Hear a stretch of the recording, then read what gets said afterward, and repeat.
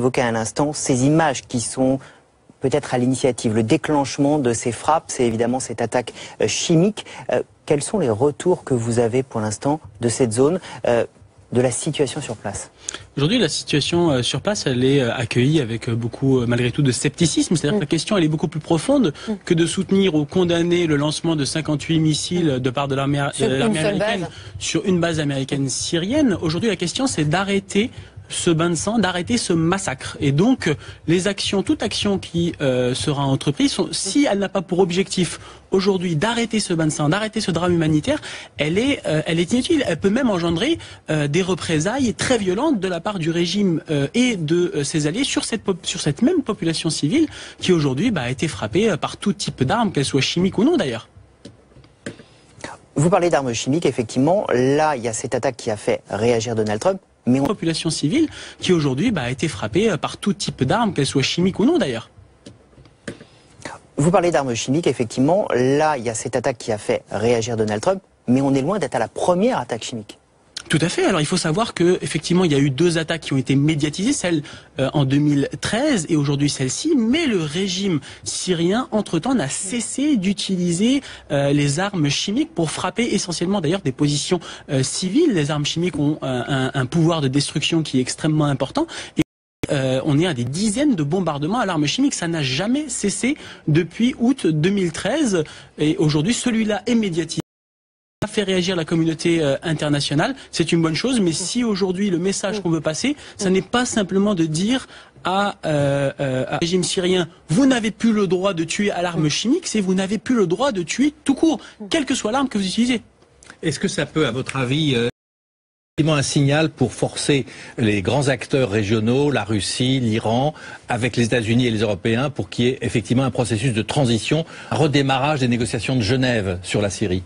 Aujourd'hui, je l'espère. Cela dit, on voit bien quand même depuis 6 ans que la communauté internationale, que je déplore et que je qualifierais même à titre personnel de ridicule, n'a pas pu empêcher ce drame humanitaire. Donc aujourd'hui, toute action qui permettrait aux acteurs internationaux qui aujourd'hui sont responsables de l'enlisement de ce conflit, sont responsables de cette situation humanitaire dramatique, si ça permet de arrêter ce bain de sang et ce massacre, eh bien très bien. Si par contre ça va conduire à une escalade, à encore plus de bombardements et de tueries, eh bien non. L'escalade, c'est bien le risque, parce qu'on le comprend ce matin, il y a 2 camps qui s'opposent. D'un côté, les Syriens, soutenus par les Russes et les Iraniens. De l'autre, les Américains et cette intervention. La réaction de Moscou ce matin en dit long. Moscou qui parle d'une agression d'un État souverain et qui promet qu'il y aura des conséquences, notamment sur les relations avec les États-Unis. Ça risque d'avoir un préjudice considérable, disent-ils. Ça sent un petit peu quand même la menace, ça, Ulysse. Ça a des accents de guerre froide. Ça va durcir la relation entre Washington et Moscou alors qu'on s'attendait à un rapprochement. Mais Poutine ne peut pas ne pas réagir, car c'est une action unilatérale, encore une fois, qui est hors cadre de l'ONU, et donc un acte d'un président Trump qui cherche à dire « je suis moi aussi un acteur de premier plan et je reviens au premier plan dans cette crise syrienne où Poutine avait réussi à prendre la première place ». Donc on voit que pour Poutine, c'est une situation extrêmement délicate. D'abord, il a été, semble-t-il, piégé par l'attaque chimique décidée par le régime syrien, qui n'a pas demandé le feu vert de Moscou pour attaquer, pour utiliser ses armes chimiques, dans un premier temps. Et deuxième temps, surpris, je dirais, par à la fois l'intervention militaire américaine et par sa puissance, puisque 59 missiles Tomahawk tirés en pleine nuit à quelques heures à peine de l'attaque chimique, c'est une réaction très forte de la part de Donald Trump, qu'on l'approuve ou la désapprouve. C'est un acte dont Poutine ne peut pas ne pas tenir compte. Et donc il doit réagir. Mais cela n'exclut pas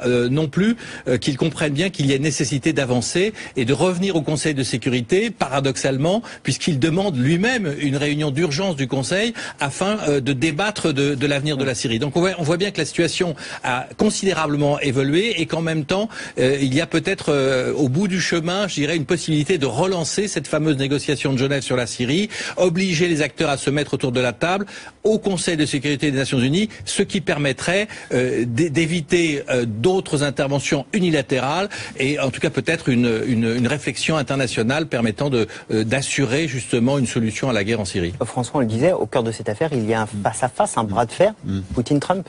Oui, il buvait du petit lait, Vladimir Poutine, avec Barack Obama, parce qu'il avait face à lui un chef d'État prévisible, un chef d'État prévisible et qui en plus s'était fait élire en 2008, réélu en 2012, sur la question que les États-Unis ne devaient surtout pas être le gendarme du monde.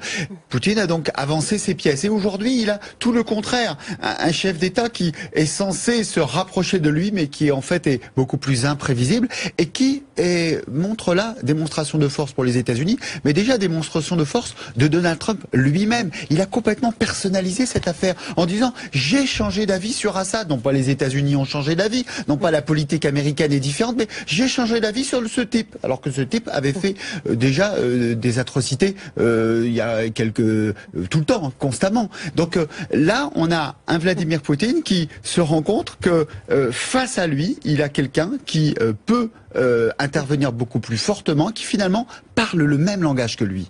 Les États-Unis qui interviennent en Syrie depuis déjà un moment, mais pour lutter contre Daesh, ils sont à la tête de la coalition internationale qui rassemble plusieurs dizaines de pays. C'est la première fois qu'ils frappent le régime. Pour essayer d'y voir un peu plus clair, notamment sur les forces en présence, on vous a, Patrick Sauce, vous allez nous expliquer un peu comment ça se passe dans la région. D'abord, ce sont 2 navires américains qui sont intervenus parce que l'US Navy est très présente.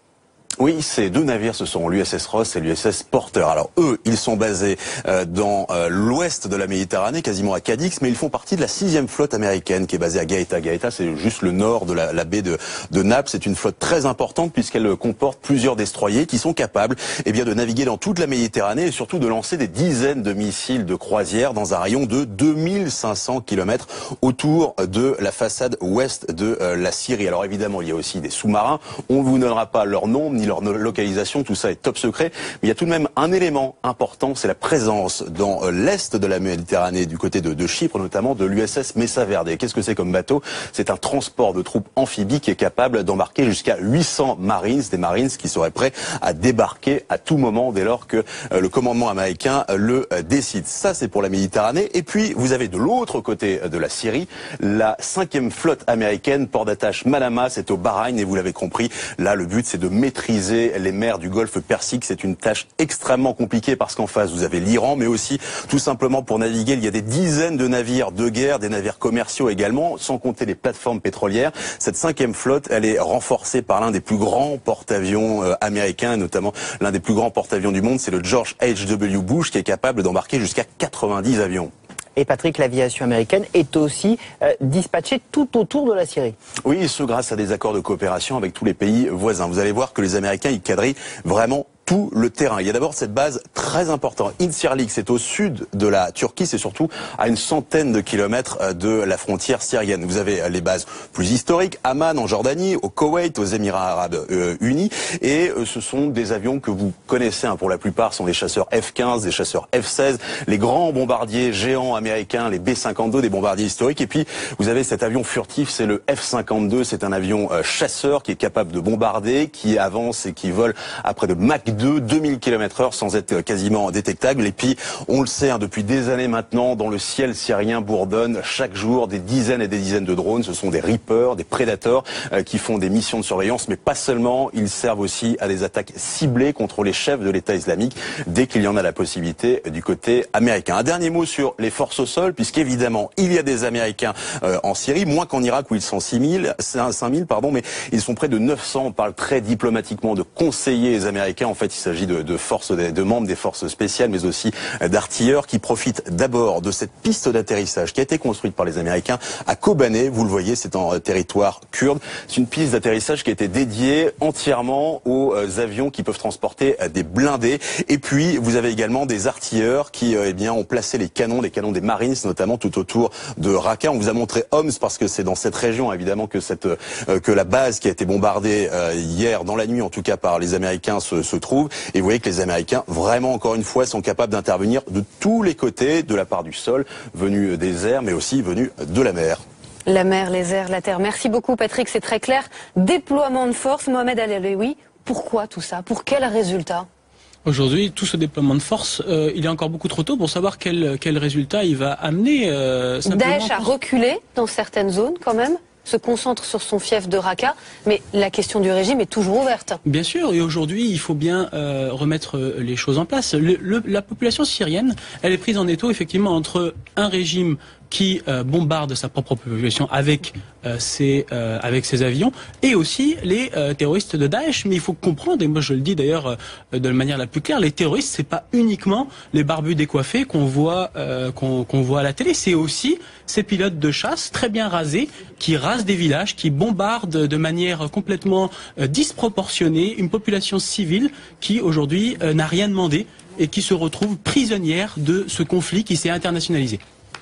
Quelle est l'analyse que vous faites de l'attaque chimique de la Syrie contre cette zone rebelle? Est-ce que c'est une décision prise par Bachar el-Assad lui-même? Est-ce que les Russes étaient au courant? Comment vous analysez ce qui s'est passé? Est-ce que Poutine a été piégé par le régime de Damas? Alors, c'est effectivement, je suis pas dans les confidences entre Assad et Poutine. Mon analyse à titre personnel là-dessus, je pense qu'effectivement la décision a été prise de manière unilatérale par le régime syrien, ou alors c'était aussi une décision coordonnée de la part du régime de Bachar el-Assad, de l'ayatollah Ali Khamenei qui est sur le devant de la scène, le guide iranien, pour tester finalement l'administration américaine. Ça, l'avenir nous le dira. Alors évidemment, ces frappes relancent le sujet de la Syrie dans cette campagne présidentielle française. Les différents candidats réagissent. Écoutez, notamment Benoît Hamon ce matin en déplacement dans la Nièvre. Je considère aujourd'hui que Bachar el-Assad est directement responsable de la riposte qui a été décidée par les États-Unis d'Amérique, que je suis évidemment favorable à ce qu'à partir de là, une solution politique puisse être trouvée en Syrie le plus vite possible, qu'il est maintenant temps que la Russie de M. Poutine, qui protège Bachar el-Assad, comprenne que la solution politique, c'est la Syrie intègre, la Syrie qui trouve une solution, mais sans Bachar el-Assad. Il n'y a pas de solution avec un criminel de cette nature. La seule place pour Bachar el-Assad, ce sera devant les tribunaux internationaux et nulle part ailleurs. Les 11 candidats à la présidentielle qui ont des positions très différentes sur la question syrienne. Nathalie Arthaud, bonjour. Vous êtes la candidate lutte ouvrière. Pour vous, pas question d'intervenir. Non, je dénonce évidemment ces bombardements américains, je dénonce les bombardements russes, je dénonce évidemment les bombardements d'Assad à l'arme chimique. C'est du terrorisme d'État. C'est du terrorisme d'État et qui alimente en fait le terrorisme de Daesh. Et toujours, qu'est-ce qui se passe? Eh bien, c'est effectivement les populations qui sont prisonnières, parce que toutes ces interventions-là ne se font pas pour l'intérêt des populations, pour leur venir en aide.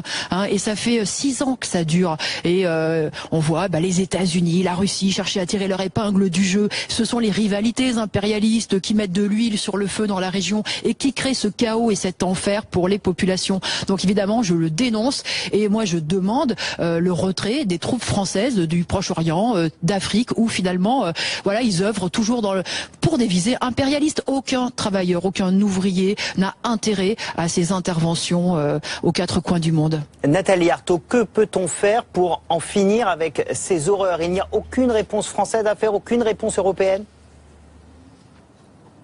Écoutez, quand on voit les milliards qu'ils dépensent en bombes, en navires de guerre, vous croyez pas que cet argent aurait été mieux utilisé pour venir au secours des réfugiés, des 5 millions de Syriens qui sont réfugiés, pour faire en sorte qu'il n'y ait pas 20 millions de femmes et d'hommes entre la vie et la mort en Afrique de l'Est? Moi, je crois. La réalité, c'est que toutes ces grandes puissances, elles n'ont qu'un objectif, c'est renforcer leur influence dans la région. Le malheur du peuple du Moyen-Orient, c'est d'être dans une région riche de pétrole, qui est finalement l'objet de luttes, d'influences, de rivalités impérialistes. C'est ça le problème. Alors moi, oui, je suis pour rompre avec tout ça, parce que je combats justement cette domination des grands groupes capitalistes sur l'économie et puis sur toute la société, parce que on se rend compte que finalement, cette domination capitaliste, c'est aussi ces guerres, c'est aussi ce désastre qui est créé aux 4 coins du monde. Le gouvernement vous répondra que pour nous protéger, pour lutter contre le terrorisme, ce sont sur les terres de Daesh, sur les terres des islamistes qu'il faut aller frapper. Eh bien, moi, je dirais que depuis que la guerre contre le terrorisme a été déclarée, c'était il y a maintenant 17 ans, le nombre de foyers terroristes n'a fait que se multiplier. C'est une réussite, les interventions de la France en Libye. Mais écoutez, tout le monde le dit. En réalité, ils ont créé des monstres, ils ont créé le chaos, et finalement, ils poussent les populations dans les bras de ces recruteurs parce qu'ils ne leur laissent que cette possibilité-là. Donc, il faut arrêter avec tout ça, arrêter avec cet ordre dominé par ces grands groupes et toutes ces grandes puissances et ces dirigeants qui ne réfléchissent qu'en fonction des intérêts de ces gens-là. Voilà, il faut que la population, le dise. Nous n'avons aucun intérêt à tout ça, à ces bombardements qui font toujours des morts innocents. Donc voilà, il faut le dénoncer. Merci Nathalie Arthaud d'avoir réagi en direct ce matin sur BFM TV à ces frappes américaines en Syrie. Autre réaction, celle de Marine Le Pen. Elle s'est dite surprise ce matin par cette décision précipitée de Donald Trump. Est-ce que c'est trop demandé d'attendre les résultats d'une enquête internationale indépendante avant d'opérer ce genre de frappe? Je suis un peu étonné. Oui, pour M. Trump. Oui, je suis un peu étonné parce que M. Trump avait indiqué à plusieurs reprises qu'il n'entendait plus faire des États-Unis le gendarme du monde. Et c'est exactement ce qu'il a fait hier. Et pourquoi l'a-t-il fait selon vous? Écoutez, je sais pas, je suis pas dans sa tête. Ce que je voudrais, c'est que il n'est pas qu'on ne retrouve pas le même scénario que celui qu'on a pu voir en Irak, que celui qu'on a pu voir en Libye, qui en réalité sont des processus qui ont entraîné le chaos. Il n'y a qu'un seul candidat en fait qui est pour une intervention, c'est Emmanuel Macron. Mais alors évidemment pas question d'y aller tout seul, ce serait une intervention sous l'égide des Nations Unies. Écoutez. Mon souhait pour ma part, c'est qu'il y ait véritablement une action coordonnée sur le plan international en représailles au régime de Bachar el-Assad et en tout cas aux crimes qui ont été commis. Plus largement, ma volonté pour la Syrie, elle est double. La première, c'est d'éradiquer tous les mouvements djihadistes et les terroristes islamistes qui se sont attaqués à notre pays et qui menacent justement nos ressortissants. Et ensuite, c'est de construire la feuille de route diplomatique et politique qui permettra à la sortie de crise. Nous avons un ennemi, Daesh et l'ensemble des mouvements djihadistes. Le peuple syrien a un ennemi, Bachar el-Assad. Et Damien Fleureau du service politique de BFM TV est avec nous. Damien, on vient d'entendre plusieurs réactions des candidats. Ils ont dans leur ensemble des positions assez variées sur ce sujet. Oui, c'est vrai qu'on les avait peu finalement entendus sur ces questions internationales dans cette campagne et cette actualité tragique, il faut le dire, il y a en début de semaine et cette intervention américaine met ce sujet sur le devant de la scène et c'est vrai qu'on voit bien que les positions ne sont pas du tout les mêmes. On a entendu la candidate du Front National, Marine Le Pen, visiblement gênée aux entournures. Elle a soutenu, accompagné l'élection de Donald Trump et aujourd'hui elle le dit très clairement, elle ne comprend pas bien la position, l'attitude volte-face du président des États-Unis, la présidente du Front National qui aussi se retrouve gênée dans cette séquence en raison de ses relations particulières avec la Russie qui joue un rôle fondamental dans ce dossier syrien. Il y a ensuite François Fillon. François Fillon, on le sait, il n'est pas du tout partisan d'une intervention militaire. C'est ce qu'il disait encore il y a quelques jours.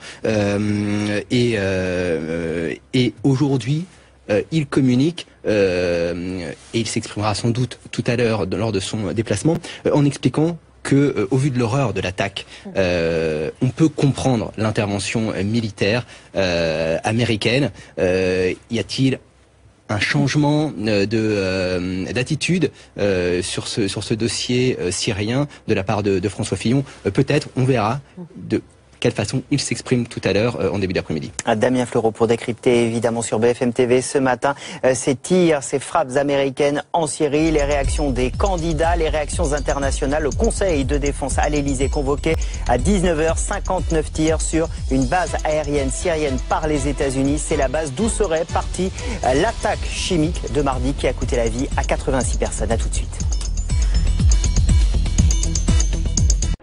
BFM TV événement. En tête dans les sondages depuis plusieurs mois, mais talonnée par Emmanuel Macron, arrivera-t-elle finalement première? Quelles sont les conséquences de son programme économique et social sur la vie des Français? internationale ou la sortie de la zone euro, progrès ou recul pour notre pays? Marine Le Pen sera notre invitée ce soir de 19h à 20h. Puis son QG de campagne en direct sur BFM TV. Retrouvez l'appli BFM TV sur votre mobile.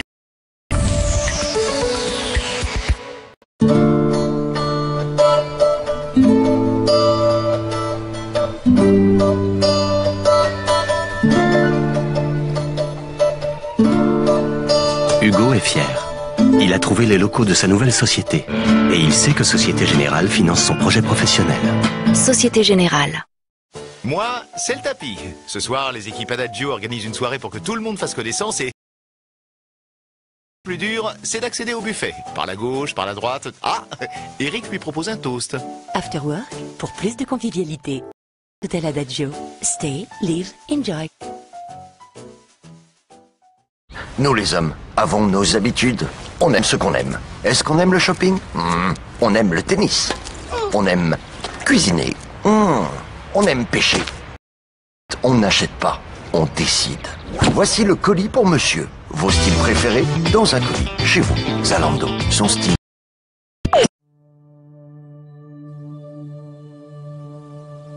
Vivez l'information. BFM TV.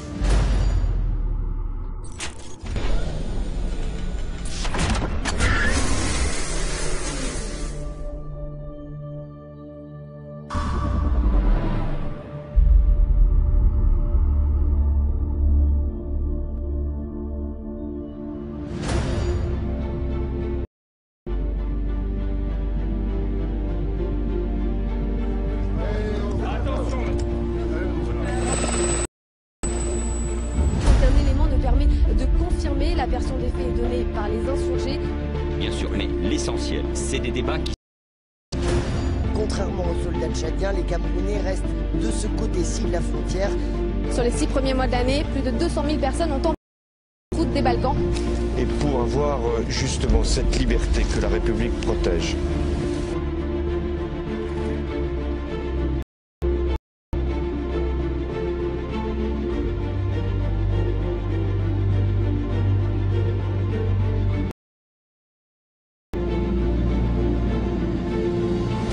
Énorme ce qu'on va vivre en direct sur BFM TV. Été aussi impopulaire que vous. Des idées nouvelles, un positionnement nouveau. Sur BFM TV, soyez les bienvenus, voici les titres. Bonsoir. 20h politique comme tous les soirs. Pour vous, avec vous et avec une édition bien entendu en direct.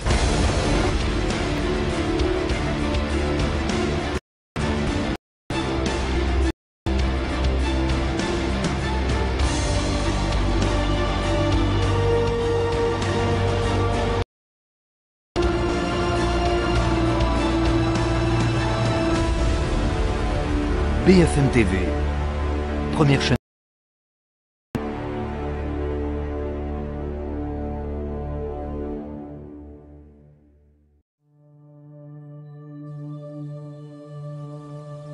Vivez l'information avec BFM TV. 11h30 tout juste sur BFM TV, bienvenue si vous nous rejoignez. Suite de notre édition spéciale avec un conseil de défense à 19h ce soir à l'Elysée après les frappes américaines contre le régime syrien. Pour Bachar al-Assad emporte l'entière responsabilité. Y a-t-il un risque d'escalade? La Russie ce matin dénonce une agression et promet des réactions après les tirs américains donc cette nuit en Syrie. 59 missiles qui ont détruit la base militaire d'où seraient partis les avions responsables de l'attaque chimique de mardi. Le bilan est chiffré à 6 morts. C'est un avertissement, dit Donald Trump, qui appelle à une grande coalition internationale. Et quel impact sur la campagne présidentielle française? Les principaux candidats, on le verra, n'ont pas du tout la même position. Emmanuel Macron est le seul pour l'instant à vouloir une intervention. Les autres sont beaucoup plus réservés. Peut-on se passer des Russes? On verra ça.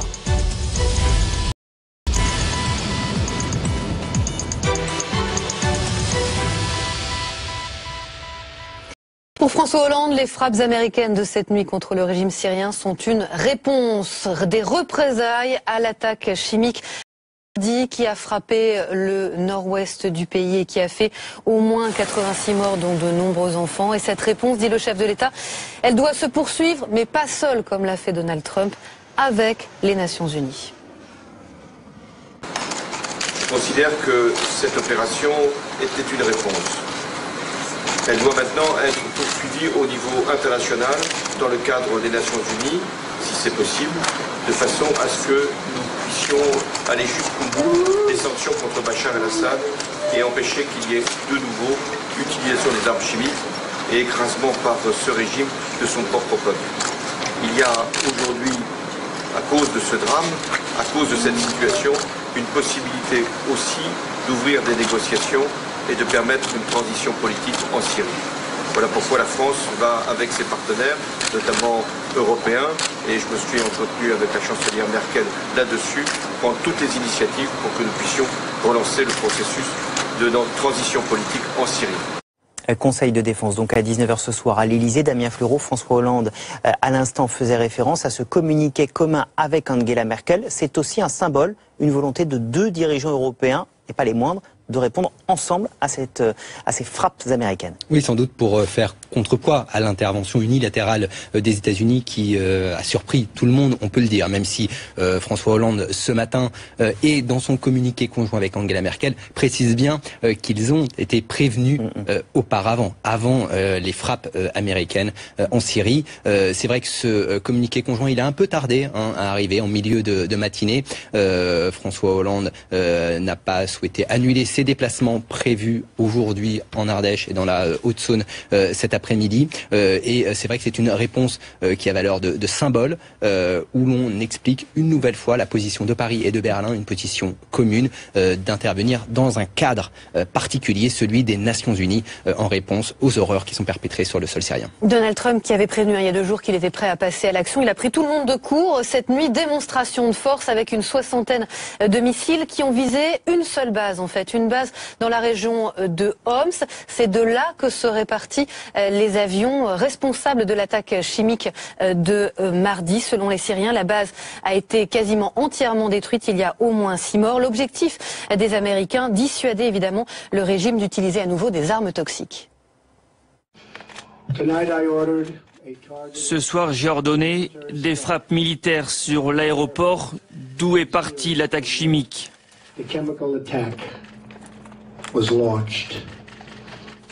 Ces frappes sont dans l'intérêt vital de la sécurité nationale des États-Unis pour empêcher et stopper l'utilisation et la diffusion des armes chimiques. Je demande à toutes les nations civilisées de se joindre à nous pour tenter de mettre fin au bain de sang en Syrie et aussi pour mettre fin au terrorisme de toute nature.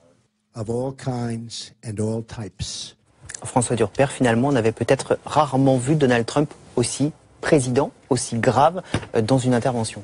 Oui, on en mesure le revirement total de politique de Donald Trump, simplement en se souvenant qu'il y a quelques heures, Hillary Clinton a réclamé cette intervention. Donc Hillary Clinton et Donald Trump exactement sur la même ligne, ça paraît quand même à des années-lumière de la campagne d'il y a quelques semaines.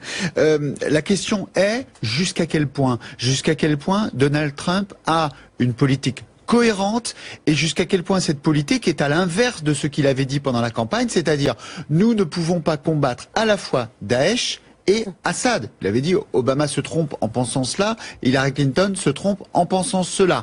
Est-ce que c'est un coup de force qui lui permet d'être enfin président, parce que pour l'instant, il est enfin président, c'est très clair, il est embourbé en politique intérieure.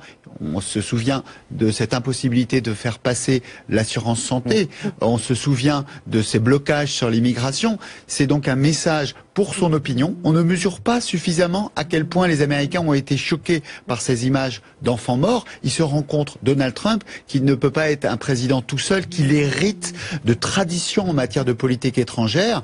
Et dans cette tradition de politique étrangère, il y a ce qu'on appelle l'idéalisme, l'intervention sur des raisons qui tiennent à la morale, à la défense des droits humains. C'est important. Donald Trump, lorsqu'il n'était pas président, ne disait pas la même chose dans un tweet. Il disait « Nous n'avons pas d'intérêt en Syrie en août 2013, donc nous ne devons pas intervenir ». Les Américains qui n'ont vu que des images de l'attaque, les premiers touchés, ceux qui sont frappés, ce sont les Syriens. Mohamed Alolewi, bonjour, merci d'être avec nous, président de l'association Syria Charity. On s'exprime beaucoup au nom de la Syrie ce matin. Est-ce que ces frappes vont régler quoi que ce soit ? Alors, la question, elle est beaucoup plus profonde que simplement le fait de soutenir ou condamner les frappes américaines sur une base militaire syrienne. Oui, une seule base. Oui. Sur une base militaire syrienne. La question aujourd'hui, c'est comment est-ce qu'on peut arrêter ce bain de sang? Comment est-ce qu'on peut arrêter finalement ce drame humanitaire qui dure depuis 6 ans? La population syrienne vit un véritable enfer, des bombardements quasiment quotidiens. Ils sont pris en étau, en tenaille entre d'un côté des groupes extrémistes et de l'autre côté un régime qui massacre sa population à l'arme chimique et aussi avec d'autres armes. La vraie question, c'est de pouvoir arrêter, entreprendre des actions pour arrêter ce drame humanitaire, apporter une réponse humanitaire ensuite qui soit efficace. Et surtout, ce qu'il faut dire au régime syrien et à ses alliés, à toute personne, c'est oui, vous n'avez pas le droit de tuer avec les armes chimiques, mais vous n'avez pas le droit de tuer avec les autres armes. Et ça, c'est un message important à transmettre. Alors effectivement, ce n'est pas la première attaque chimique en Syrie. Le Pentagone dit que les frappes de cette nuit n'ont pas vocation à être répétées, sauf s'il y a de nouvelles attaques chimiques. Est-ce qu'il y a un risque, Ulysse, d'escalade, de répétition de ces tirs? En tout cas, il y a clairement un message qui est une forme de menace adressée par Donald Trump d'abord au régime syrien. N'utilisez pas d'armes chimiques, sinon nous interviendrons. La preuve, nous l'avons fait, c'est pas une menace en l'air, et nous irons jusqu'au bout. Si vous recommencez, il y aura d'autres attaques, peut-être de plus grande ampleur, qui ne toucheront pas seulement une base aérienne, mais peut-être aussi des centres nerveux du régime. On peut l'imaginer, en tout cas. Donc il y a une menace qui s'adresse directement au régime de Bachar el-Assad. Et puis, il y a également un message très clair à Poutine. Bachar el-Assad est votre allié, soit vous arrivez à le cadrer, à le contrôler pour qu'il n'utilise pas d'armes chimiques et que ne commette pas de crimes de guerre, soit vous écartez Bachar el-Assad. Le risque, c'est que Poutine n'accepte pas le deal qui lui est proposé par Trump et qu'il se fâche et qu'il refuse finalement de s'entendre avec Trump. Il faut savoir, ce qui est quand même très important, que la semaine prochaine à Moscou, il y a une visite au plus haut niveau entre le ministre des Affaires étrangères américain, le secrétaire d'État Rex Tillerson, qui va rencontrer son homologue russe et sans doute Vladimir Poutine. Donc là où la donne a changé, c'est que l'Américain arrive à Moscou en position de force.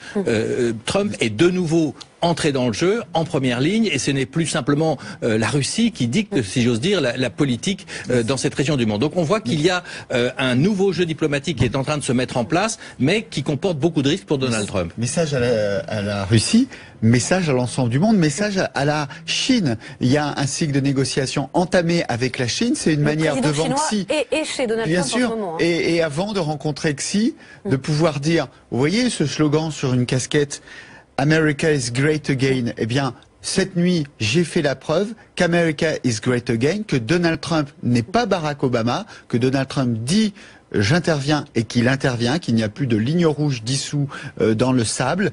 Et c'est un message aussi pour son opinion publique. Et on rappelle qu'évidemment, Donald Trump est dans une souricière sur le plan de sa politique intérieure. Assad lui offre un calendrier idéal. Évidemment, c'est très cynique de le dire comme ça. Il y a derrière ses enfants morts. Et Donald Trump n'avait sans doute pas prévu il y a une semaine ce qui se passe aujourd'hui, mais il intervient et pour lui, c'est quelque chose qui politiquement est un bénéfice. Et oui. Et la vraie question quand même de fond, c'est de savoir si derrière cette intervention, il y a une stratégie de la part de Donald Trump et des États-Unis. Et aujourd'hui, il faut quand même le dire, peu de personnes en sont convaincues. C'est dire qu'il y a quand même une dose d'imprévisibilité qui est assez périlleuse de la part du président américain. Avec un vrai risque d'escalade quand on voit la réaction ce matin de Moscou qui parle de l'agression d'un État souverain et qui assure qu'il y aura des conséquences, un préjudice inconsidérable sur les relations entre les États-Unis et la Russie. Ça promet pour la réunion que vous évoquiez la semaine prochaine. Alors évidemment, les réactions sont multiples, notamment en France, la Syrie qui s'invite en plein cœur de la campagne présidentielle. Les différents candidats réagissent. On va retrouver Mathieu Coage. Vous êtes en Corse où se trouve Emmanuel Macron qui a réitéré son souhait d'une action collective, commune, sous l'égide de l'ONU. Oui, Emmanuel Macron qui a immédiatement réagi à son arrivée à l'aéroport de Bastia. Alors sa position, c'est à peu près la même que celle du chef de l'État depuis 4 ans. Condamner fermement les crimes, continuer les frappes contre l'État islamique en Syrie, mais effectivement il ne souhaite pas d'action contre le régime de Bachar el-Assad sans résolution de l'ONU. Emmanuel Macron qui se différencie tout de même un peu du chef de l'État en établissant, et c'est original, un ordre de priorité dans ce conflit et en marquant une différence nette entre les intérêts de la France et ceux du peuple syrien. Écoutez. Mon souhait pour ma part, c'est qu'il y ait véritablement une action coordonnée sur le plan international en représailles au régime de Bachar el-Assad et en tout cas aux crimes qui ont été commis. Plus largement, ma volonté pour la Syrie, elle est double. La première, c'est d'éradiquer tous les mouvements djihadistes et les terroristes islamistes qui se sont attaqués à notre pays et qui menacent justement nos ressortissants. Et ensuite, c'est de construire la feuille de route diplomatique et politique qui permettra à la sortie de crise. Nous avons un ennemi, Daesh et l'ensemble des mouvements djihadistes. Le peuple syrien a un ennemi, Bachar el-Assad. Sur les frappes américaines de la nuit dernière, Emmanuel Macron en prend note et parle d'une réaction très vive, sans plus de commentaires. Position du candidat d'En Marche qui estime que les États-Unis ont peut-être des informations à partager pour établir les responsabilités dans cette attaque chimique.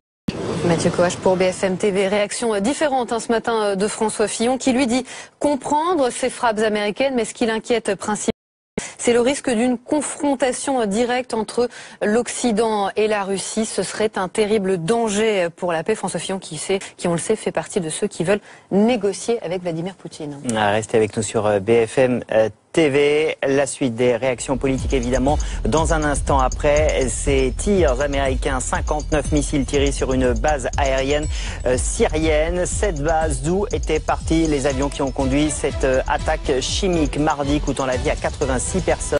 François Hollande dit comprendre ces tirs. Il convoque un conseil de défense à 19h ce soir à l'Elysée. À tout de suite. Aujourd'hui, les nouvelles technologies sont dans Culture Geek, le rendez-vous high-tech de BFM TV. Culture Geek avec Kaspersky Lab, protection antivirus et sécurité sur Internet. Retrouvez l'appli BFM TV sur votre mobile.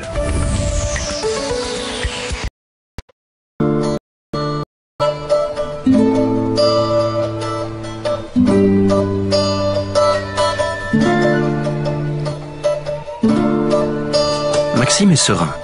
Il a trouvé un repreneur et il sait que Société Générale l'accompagne dans la cession de son activité. Société Générale. Moi, c'est la quiche, bien dorée au four. Je suis prête pour le dîner qu'Eric a préparé pour ses collègues dans l'Adagio. Des Italiens? Ils préfèrent peut-être une pizza? Trop tard, j'ai pas le temps de me changer. Cuisine équipée pour plus de liberté. Appart Hôtel Adagio, stay, live, enjoy. Nous les hommes avons nos habitudes. On aime ce qu'on aime. Est-ce qu'on aime le shopping? On aime le tennis. On aime cuisiner. On aime pêcher. En fait, on n'achète pas, on décide. Voici le colis pour monsieur. Vos styles préférés dans son style, sa décision. Quand un pays compte plus de 5 millions de chômeurs, mais aussi des centaines de milliers d'emplois qui ne trouvent pas preneur. Les données sont utilisées pour vous pousser à consommer plutôt que pour vous aider à trouver l'emploi qui vous permettrait de le faire. Quand une technologie accès à des univers virtuels, mais pas à des emplois réels, on se dit qu'il était temps d'innover pour l'emploi. Randstad.tech, ressources technologiques pour ressources humaines. Vivez l'information avec BFM TV.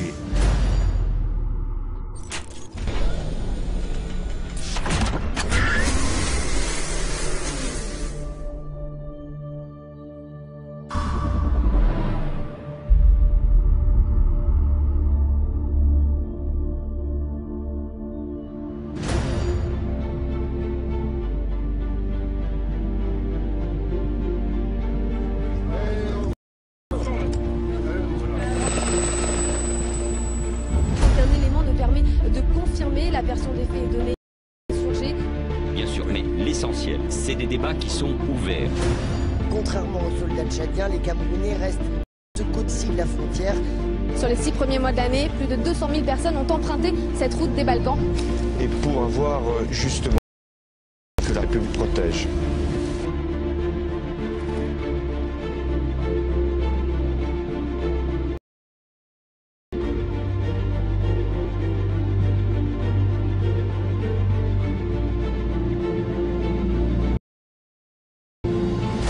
C'est énorme ce qu'on va va vivre en direct sur BFM TV. Aucun président n'a été aussi Décidez nouvelle, un positionnement nouveau. Sur BFM TV, soyez les bienvenus, voici les titres. Bonsoir à tous au rendez-vous du 20h. Tous les soirs. Pour vous, avec vous et avec une édition bien entendu en direct.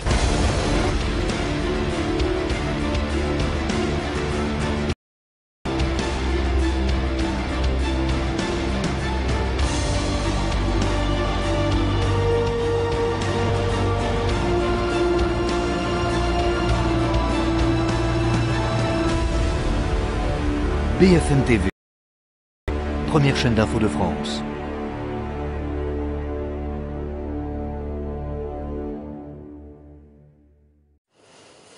À la une sur BFM TV aujourd'hui, cette édition spéciale François Hollande qui convoque un conseil de défense ce soir à l'Elysée à 19h après les frappes américaines en Syrie. C'est la première fois que le régime est directement ciblé.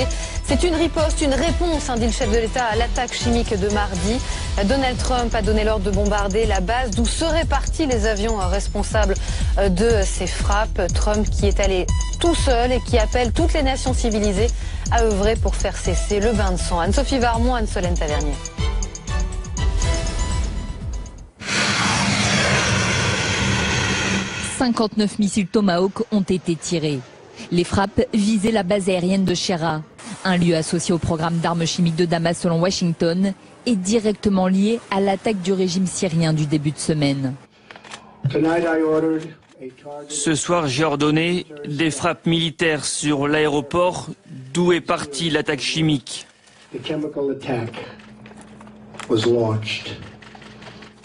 Ces frappes sont dans l'intérêt vital de la sécurité nationale des États-Unis. Donald Trump avait en effet prévenu que l'attaque chimique imputée à l'armée syrienne dans le nord-ouest du pays ne resterait pas impunie, expliquant que les images d'enfants agonisants avaient profondément changé son regard sur le régime de Bachar al-Assad. Ces actions horribles du régime d'Assad ne peuvent être tolérées. Au Conseil de sécurité de l'ONU, de nombreux pays ont appelé à une action conjointe contre la Syrie. Mais la Russie, alliée indéfectible de Bachar al-Assad, a de son côté mis en garde en cas de représailles. S'il y a des actions militaires, toute la responsabilité sera sur les épaules de ceux qui auront initié une telle entreprise tragique et douteuse. L'armée syrienne a fait état de pertes après les frappes américaines et la télévision d'État les a qualifiées d'agression. Et avec nous, François Durper, spécialiste des États-Unis. François, il est un peu moins de 6 heures du matin aux États-Unis avec le décalage horaire. Quelles sont les premières réactions aux États-Unis ? Il est un peu moins de 6 heures du matin, mais ça veut dire que les chaînes info américaines fonctionnent et invitent notamment des sénateurs, des représentants, notamment républicains, qui font quoi ? Eh bien, qui se félicitent de l'intervention des États-Unis et derrière de l'action du chef de l'État. Et ça, c'est très important parce que Donald Trump, on le sait, était un peu paralysé face à un congrès démocrate et républicain qui n'avait par exemple pas validé son assurance santé, son grand programme, et avec des sénateurs qui se demandaient, c'est pas droite-gauche, c'est sur la politique étrangère, c'est d'un côté interventionniste et puis un peu Donald Trump tout seul, isolationniste. Et là, désormais, ils ont un président. On pense à John McCain, on pense à Marco Rubio qui est intervenu pour se féliciter, et on sait que c'est pas un ami, rival au mais bien sûr, c'est pas l'ami de Donald Trump, pour se féliciter de l'action. Ça veut dire quoi? Ça veut dire qu'enfin, ils ont un président qu'ils peuvent suivre. Et derrière, il y a qu'ils peuvent suivre en politique étrangère, et peut-être qu'ils peuvent suivre désormais en politique intérieure. Voire plus, si les démocrates se félicitent également de l'action. Hier, il y a qu'ils peuvent suivre en politique étrangère et peut-être qu'ils peuvent suivre désormais en politique intérieure. Voire plus, si les démocrates se félicitent également de l'action. Et on peut le penser, Hillary Clinton, pas encore de tweet, pas encore de félicitations à Donald Trump, mais on sait que hier, eh bien, elle avait appelé à ce type d'attaque, à ce type de réaction. Donc on voit bien qu'on a là un enjeu de politique intérieure qui est considérable. Après, c'est le calendrier qui a été dicté. C'est évidemment pas Donald Trump qui est derrière tout cela, mais Assad a attaqué. Il a provoqué une réaction très très forte d'ordre moral de l'opinion publique américaine, et donc Donald Trump finalement l'a utilisé dans le sens de ses intérêts pour être enfin président après 80 jours de présidence. Soutien politique, vous disiez, mais les Américains, l'opinion publique, qu'est-ce qu'elle en pense? Elle a quand même élu ce président qui lui promettait le protectionnisme, l'isolationnisme et America's First. Oui, alors il y a quand même une question derrière cela, c'est que l'opinion publique américaine, elle a été partagée entre America First, l'isolationnisme, et America is back again, is great again, c'est-à-dire désormais nous serons forts. Et donc là, c'est le coup de force de Donald Trump. Il a dit pendant toute cette campagne, je suis l'homme fort. Et eux sont des faibles, weak, et moi je suis tough, je suis l'homme fort. Là il montre qu'il est l'homme fort, qu'il n'est pas Barack Obama, qu'il n'est pas celui qui parle de ligne rouge, c'est celui qui agit. Maintenant la question c'est, il y a le court terme, mais il y a le moyen et il y a le long terme. Jusqu'à quel point il y a une stratégie derrière cela, parce qu'il y a quand même quelque chose, c'est qu'il y a une impression d'émotionnel. Quand Donald Trump il y a quelques heures dit « j'ai changé d'avis sur Assad », j'ai changé d'avis sur le personnage, c'est pas la première fois qu'Assad commet des atrocités. Bien beaucoup se disent, est-ce qu'on a un flip-flopper, un président flip-flopper, ou est-ce qu'il y a véritablement une direction ferme, et est-ce qu'on a un général qui va tenir jusqu'au bout? Et justement, cette nuit, il a pris la parole, Donald Trump, pour justifier ses frappes. Il emploie une expression très précise, cette opération, c'est pour la sécurité vitale du pays. Il essaye effectivement à travers son champ lexical, de rétablir un peu de cohérence dans tout cela. Parce qu'il y a encore quelques jours, la Maison-Blanche nous indiquait qu'il n'y avait pas d'option politique alternative à Assad. Ça veut dire que lui